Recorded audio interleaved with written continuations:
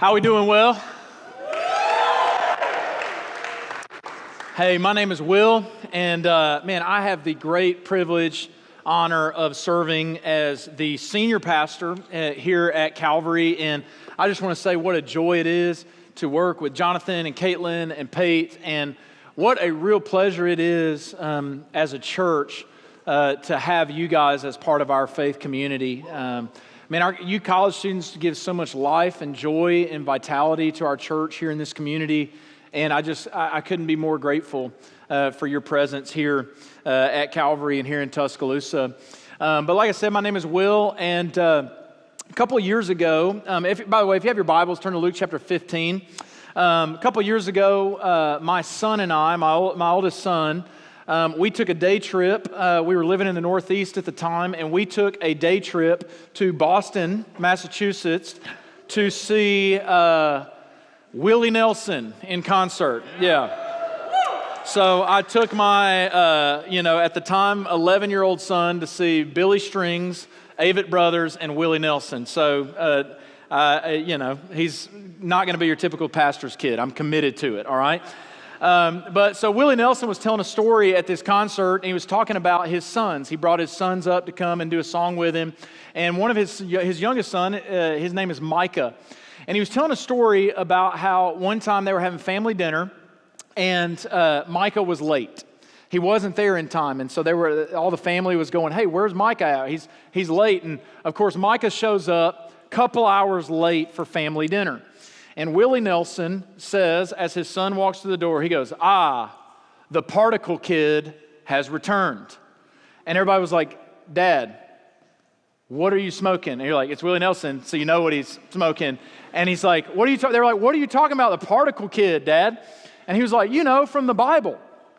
And they were like, "Dad, you mean the prodigal son, not the Prodigal kid?" Well, it stuck, and now Micah Nelson, that is his stage name. He, as a musician, he is the Prodigal kid.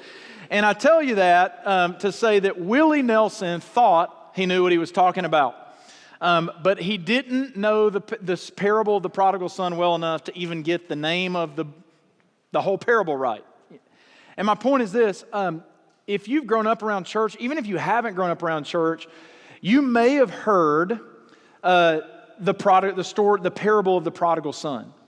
And it's one of those parables that I think we hear so often that we think we've got it. We're like, "Oh, I know that one. I understand every bit of that." And what I have a hunch that many of us, we know it on the surface, but we don't know the depth of it.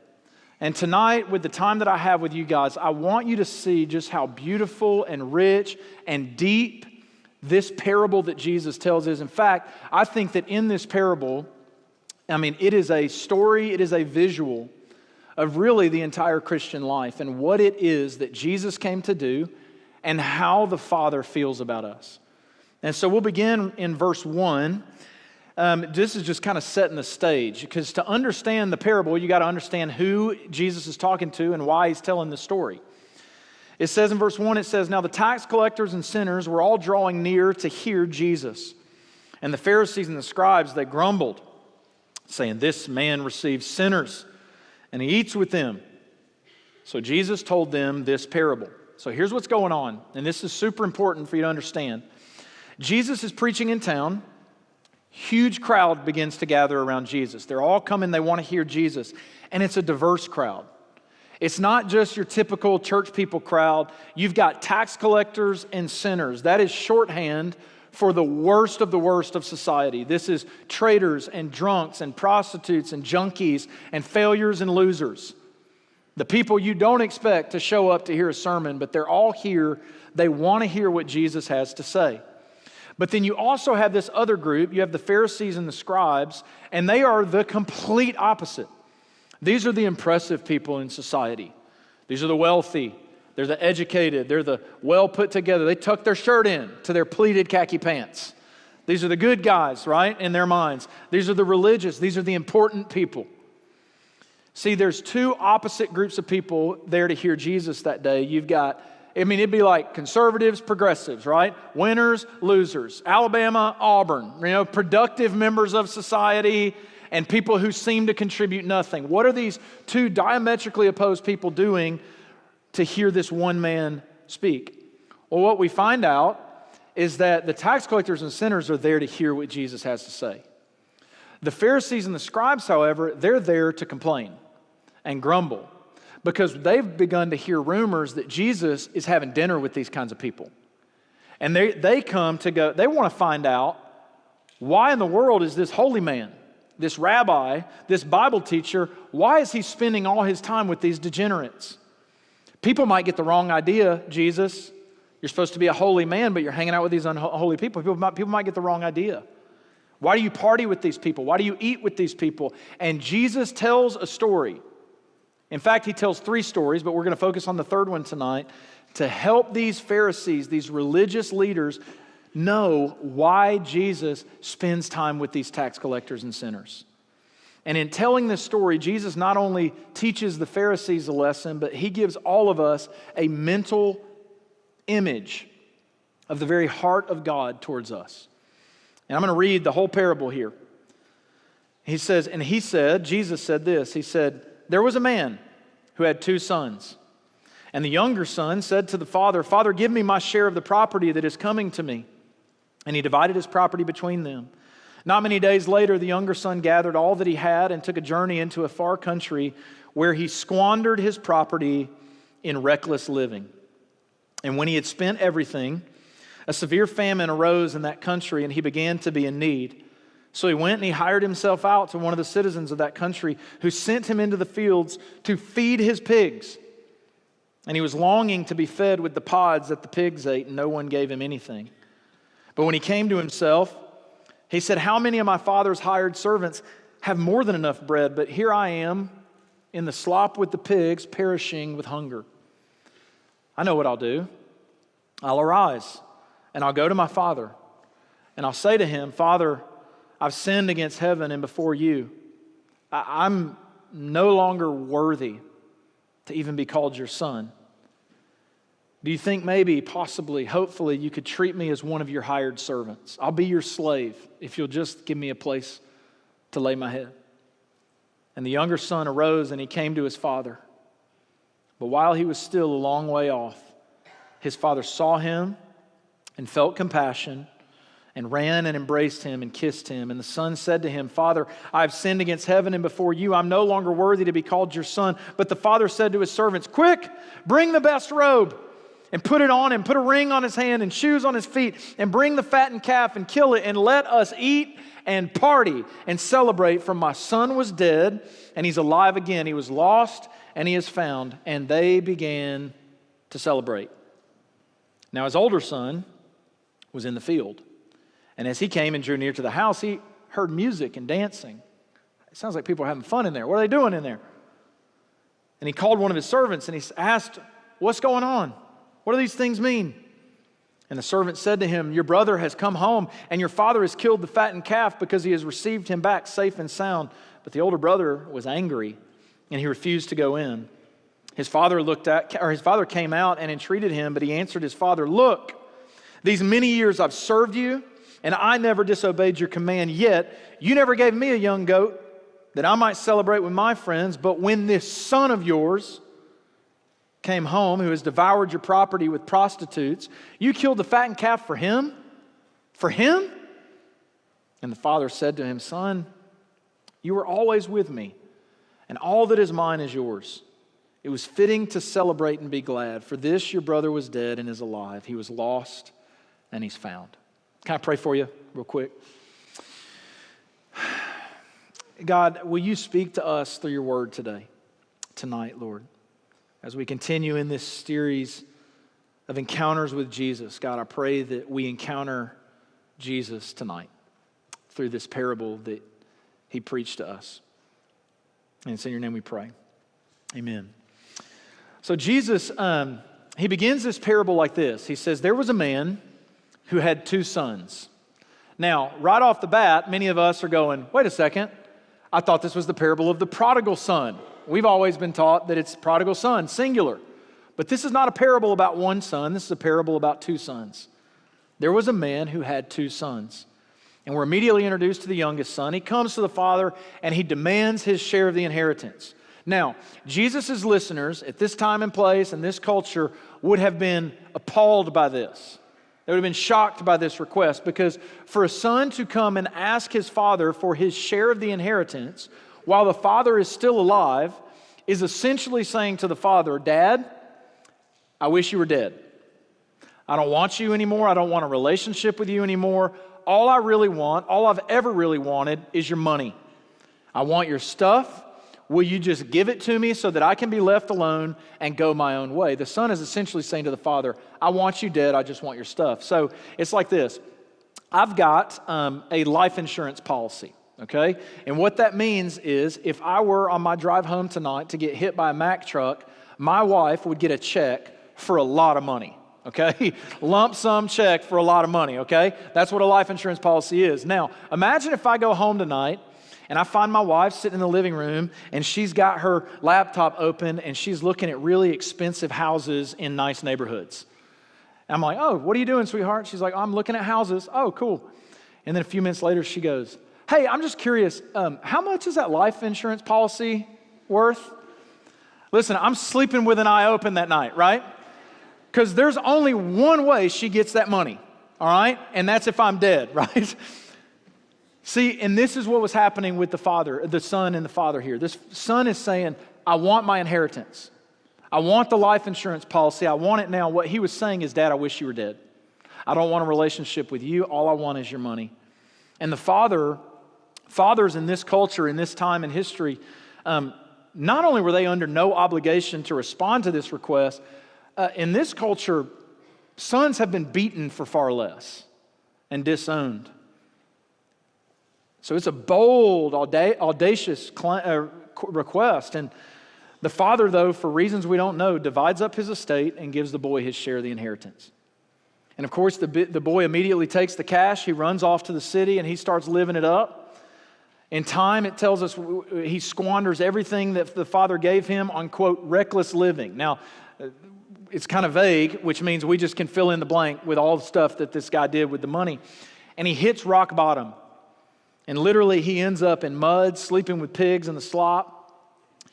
And when he's at his very lowest, he says to himself, he says, you know, I'm broke. I'm sleeping in the mud with the pigs. I wish I could even eat what they're eating, but I don't even get that. And he says, you know, even my father's slaves, my father's servants, they've got more than enough bread. And here I am hungry. And he thinks, maybe if I go back home and beg, maybe my dad will allow me to be one of his servants. There's no way my dad would allow me back in the family, but maybe I could be his employee. Maybe I could work for him. Maybe I could be his servant. He doesn't expect the father to welcome him as a son, but he hopes against hope, best case scenario, his dad will let him be a servant. And so he takes off for home. His head's hung in shame. I imagine he's thinking, I'm such an idiot. I blew all my dad's money on all this stupid stuff. I've got nothing to show for it. What is my dad going to say? And he's probably rehearsing his whole speech the whole way home. Why do we do that, you know? Why do we think that we have to give God a speech to be welcomed back into his good graces? We all do it. But here he is rehearsing his speech. And then he's walking home. And then what happens next is shocking. Like Jesus' listeners would have been gobsmacked by this. They're expecting, as the son's walking home, the father to reject the son because the son has rejected the father. But verse 20 says this. It says, but while the boy was still a long way off, his father saw him and felt compassion and ran and embraced him and kissed him. For my money, that might be the most beautiful sentence in all the Bible. While he was still a long way off, his father saw him and felt compassion and ran and embraced him and kissed him. See, this tells us something about the father. What it tells us is that father was watching and was waiting for his son to come home.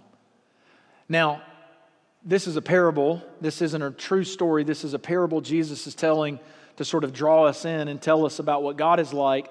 But I imagine in any situation, it takes a while to squander an inheritance, don't you think? I don't think this a few days had passed. You're probably talking years. It's been years since this boy left home. I mean, it takes a long time to squander an inheritance like that. And yet, while this son was away from home all those years, rejecting his family, slandering his father's name, the father was patient, sitting on the front porch, praying for his boy, hoping for his boy, watching the horizon day after day, month after month, year after year. And then one day, the day finally came. When the father is out on the front porch, he sees off on the horizon, he sees a little speck. He goes, I wonder what that is. And then it gets closer and it's closer and it hits him. That's my boy. That's my boy off in the distance. And the father, it says, he takes off and begins running toward. He's not going to wait for the son to get home. He's going to go get him. And he feels compassion. He runs. He doesn't wait for the son. Before the son can say anything, he starts giving his speech. And the father, it says, don't talk. I don't want to hear it. I don't need to hear it. I'm just glad you're home. He embraced him. He kissed him. The father doesn't let the boy rehearse his speech. He just says, hey, everybody, bring the fattened calf. Bring the best steak. Bring the best food. Bring the best robe. Bring the fatted calf. Bring the ring and put it on my son. Put the clothes on my son. Bring the expensive jewelry. Call the DJ. All right? We're throwing a party. My boy was lost and now he's home. And everybody's like, that's the perfect ending. The boy's lost, he comes home, the father welcomes him, and you think that is the beautiful end, and you expect the curtains to close, the screen to fade to black, and the parable to end there, but that's not the end of the parable. There's more to the parable. You see, we still got to reckon with the older brother. The older brother, when he hears about this, he becomes furious. He becomes angry, he starts moping, pouting, sulking, refuses to go inside. And in the same way that the father went out to the younger son, he goes out to the older son. He says, son, what's wrong? And it's like the older brother was ready for that question because he launches into it. He says, look, Dad, I've done everything you've ever asked me to do. I've done everything right. I've been working in the family business. I've done everything to impress you. I've done everything the right way. And you never gave me a party. I never got to wear your robe. I never got to wear your jewelry. I never got a DJ called for a party for me, and you're throwing one to celebrate this lost son of yours? He won't even call him his brother. This degenerate, this loser, this deadbeat son of yours, you're throwing him a party. You've never given me one thing, and I've been here slaving away for you. And the father says, son, don't you know? You were always with me, and all that is mine is yours. It was fitting to celebrate and be glad for this. Your brother was dead. We thought we lost him. We didn't know where he was all these years. And now he's back. He's alive. And he was lost and now he's found. And you're like, okay, what next? That's it. That's the end of the parable. It's like the biggest cliffhanger in all the Bible. You're like, what's going to happen with this family? And Jesus never tells us. And that's the whole point of this parable. Jesus wants us to chew on this. He wants us to ponder it. He wants us to consider it. And listen, I'm telling you guys, I have spent years of my life reflecting on this parable. I always come back to it. And here are some truths I believe Jesus is trying to teach us through this story. And I believe they're radical. And if you get them down deep, if you understand them, I think it'll change your life in the way you understand God, in the way you understand yourself. And the first truth that I think Jesus is teaching us is this. There's more than one way to be lost. To put it another way, sin is bigger than you think it is. There's more than one way to sin. You see, in the younger son, most of us, when we think of sin, we think of doing bad things, right? Sin is when I do bad things. And in the story of the younger son, we see a poster child for the traditional understanding of sin. He's reckless, lives crazy, indulgent, sexual exploration, rejects his family. He hits rock bottom. And most of us think, that's a sinful guy. What a terrible human being. But then in the story of the older brother, Jesus flips the script because in the end of this parable, it's the younger brother who's enjoying the nearness and the joy of the father, while the good, moral, upright older son is on the back patio pouting, separated from the father, and missing the party. In this parable, we see into the hearts of these two sons. And what we find is that neither one of them loved their dad. Both of them were simply using the father to get what they really wanted, and what they wanted was his money. They both wanted the father's things, but they didn't want the father himself. They wanted wealth, they wanted status, they wanted pleasure, and one sought those things by being very bad. And the other brother sought those things by being very good. And what's most shocking is that at the end of the parable, it's the bad son who's saved and the good son who's lost. And he's lost because of his goodness. Man, Jesus always flipping things upside down, isn't he? The older brother is lost, not in spite of his goodness, but because of it. And he even tells the father the reason why he refuses to go near the father. He says, Father, I refuse to go into your party because I never disobeyed you. I've always been good. I've always been right. I've always done what I'm supposed to do, and I never got a party. And now again, remember, who is Jesus telling this parable to? Two groups of people, sinners and Pharisees. And Jesus, in this parable, he's speaking to both groups. And it's easy to see which is which, isn't it? Who are the sinners and tax collectors? That's the younger brother. Who are the religious punks? That's the elder brother. You see, Jesus is trying to show us that there's two ways in which humanity tries to prove our worth. There are two ways in which we try to save ourselves. There are two ways in which we try to make the world around us right. One way is by being very, very good and following all the rules and following all the expectations. And one is by being very, very bad. And it's by defying expectations and charting your own course. You see, there's two ways we try to save ourselves: religion and irreligion. Moral conformity or self-discovery. Traditional values or progressive values. You see, traditional older brothers say, I'm going to be good. I'm going to work hard. I'm going to comply with expectations. That will make me acceptable. And it's the bad people who are unacceptable. I'm better than them. I deserve more than them. I've earned the right to be accepted. And all those bad folks, they deserve what's coming to them. Whereas the progressive types, the younger brothers, say, you know what? I don't need the church. I don't need a rule book. I don't need the Bible to tell me what's right or wrong for me. I'm going to live however I want. I'm going to be open-minded. And that'll make me acceptable.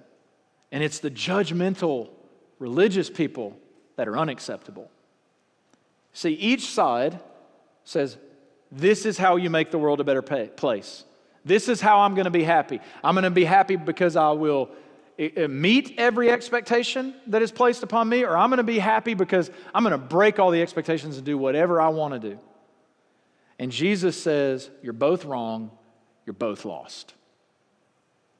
See, in this parable, Jesus is saying that there's more than one way to be lost. One way to be lost is to go off on your own, do whatever you want, live your own way, disregard rules and expectations. The other way to be lost is to be very, very moral, very, very religious, obey all the rules. And I suspect that for a lot of you who grew up in church, this might be you.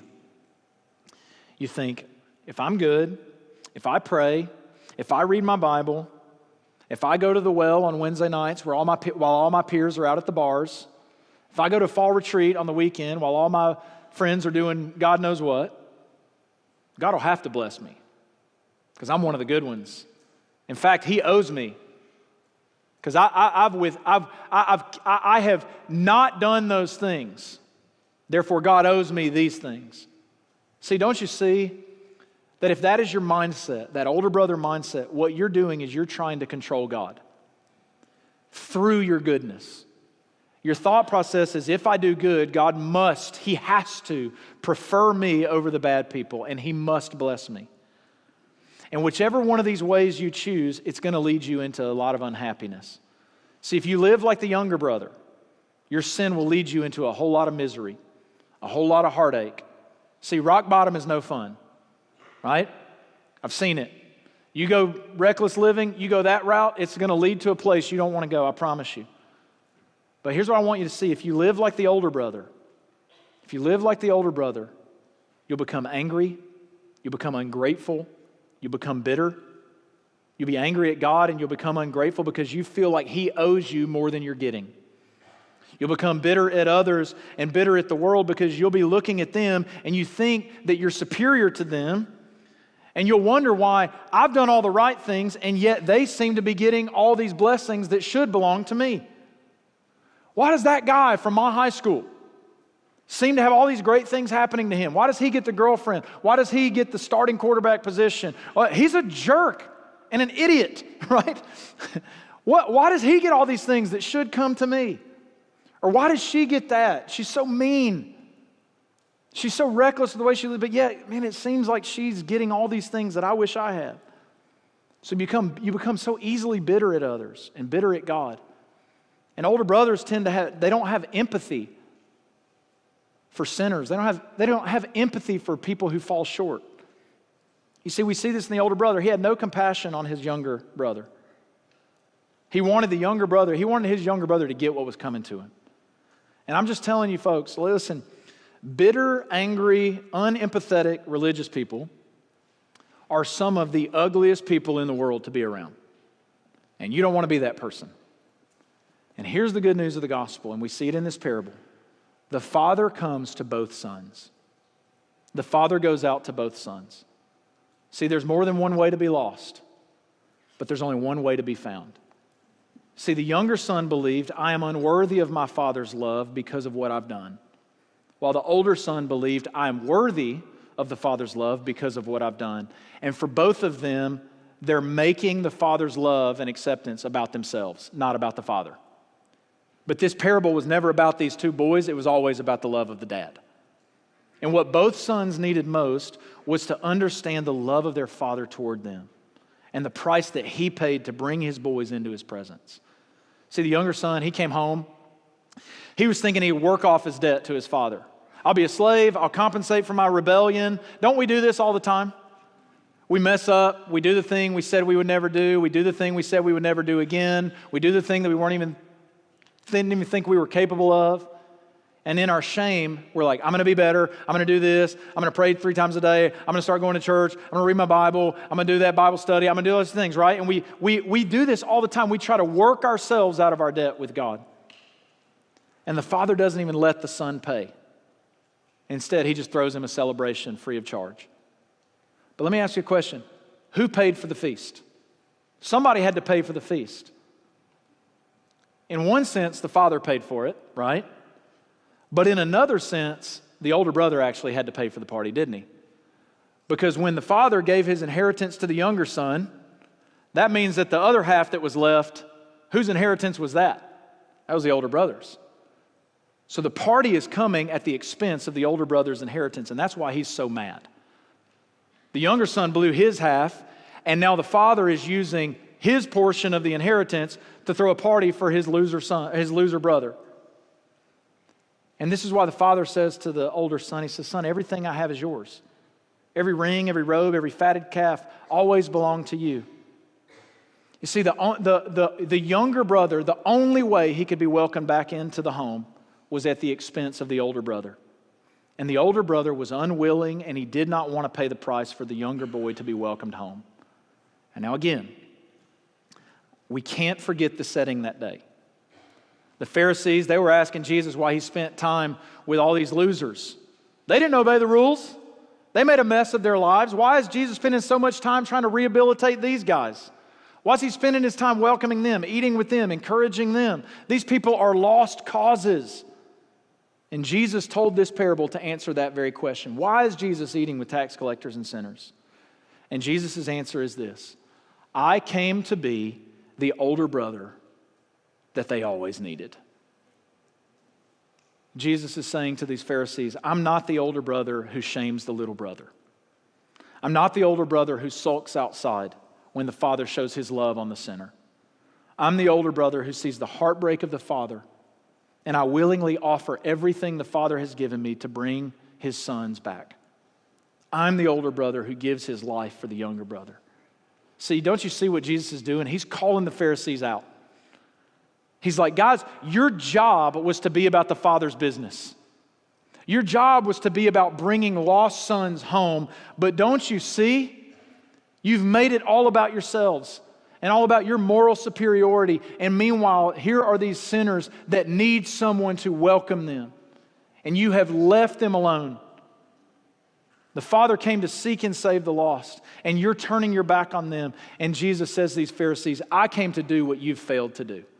I came to welcome them back home. Tim Keller, a pastor who I deeply respect, he said, poor kid, he doesn't have a true elder brother, but we do.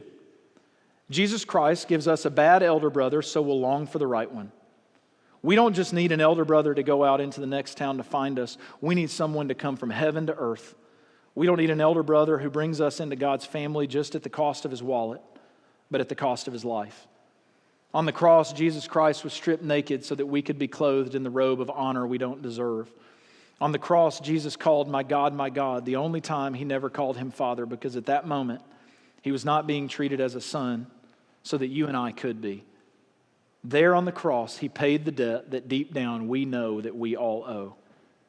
He had everything the Father had, but he shares it all with us. And he brings us home at enormous expense to himself.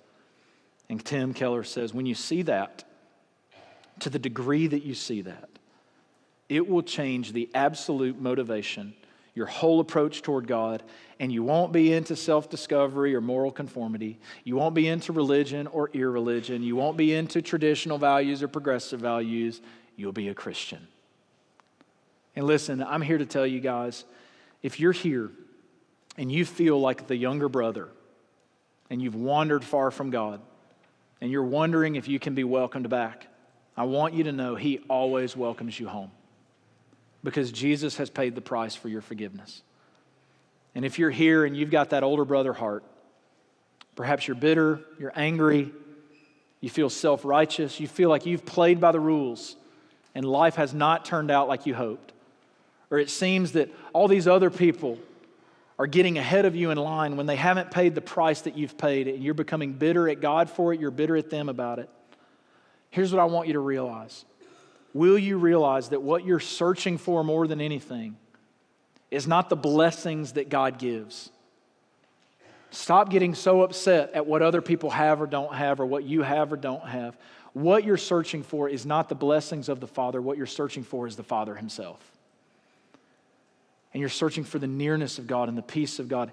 And you don't earn those things by trying to impress him. In fact, you grieve his heart when you try to earn that by trying. If one of my kids, good night, if one of my kids was trying to impress me so that I would love them, I'd be like, child, don't you know? You don't have to do I love you because you're my child. You don't earn my love. It's freely given. You receive it. And if you're here and you've got that bitterness within you, I just want to tell you just to release it and receive the welcome of the Father, because it's offered to you just like it's offered to the younger sons. You see, there's only one way to be found. There's many ways to be lost. There's only one way to be found. Sinners and religious hypocrites. They sin in different ways, but they're found in only one way, and that is through the love and the mercy, the cross of Jesus. We receive the welcome of God that the Father is offering to us through the sacrifice that the Son has made. You don't have to earn it. You simply receive it. To quote Tim Keller again, he says, we are all more sinful and flawed in ourselves than we ever dared believe. Yet at the same time, we are more loved and accepted in Jesus Christ than we ever dared to hope for. Let me pray for you. God, I pray for those in this room tonight. I pray for the person who stumbled in here, began this week not thinking that they would be in a church at all, but yet here they are. God, I pray for the student in here who this past weekend did something that they didn't even think they were capable of. And they're carrying shame as they came into this place tonight, wondering if they can be restored. God, I pray that you remind us through this parable that no matter what we've done, we always have a home in the Father's house. And so, God, I pray for the younger brothers in this room. I pray that they fall into the arms of a loving Father tonight and recognize that there's nothing they could do to make you love them any less. God, I pray for those in this room, though, who maybe grew up in church, who haven't veered too far off the path. But God, maybe pride has seeped in, and maybe we've begun to think that we've earned your acceptance, we've earned your blessings, that we're entitled to the gifts that we want. God, I pray that you strip away any sense of pride or entitlement from our hearts. God, it'll only make us bitter and angry, and we don't want to be bitter and angry. We want to be filled with joy and gratitude. And God, I pray for anyone in here who's wrestling with that older brother mentality. God, that you would strip them of that you would remind them that we're all younger brothers. We're all sinners in need of a father to welcome us home. Humble us, Lord. We don't want to be religious punks that look down our noses at others, God. We want to remember who you are and what you've done for us. So God, I pray that we would open our hands, God, that we wouldn't have such clenched fists, that we wouldn't come to you trying to show off what we've done or how impressive we've been, but God, we would simply come to you as sons and daughters in need of a father who will welcome us and love us. And it's in your name we pray. Amen. Thank you, guys.